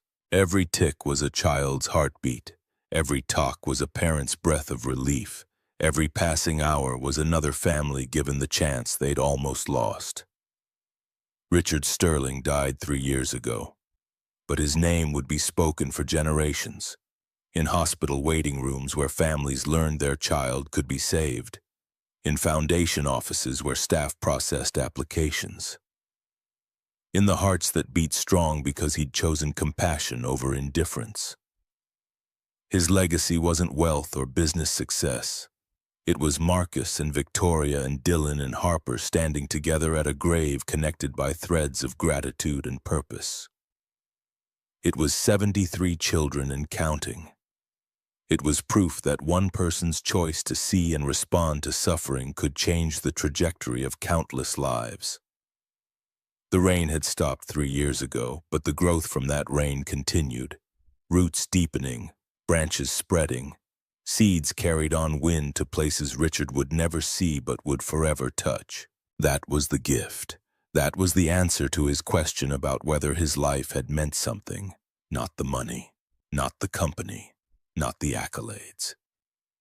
Just this people he never met carrying forward the kindness he'd shown, multiplying it endlessly, proving that love, even from strangers, was the most powerful force in the world.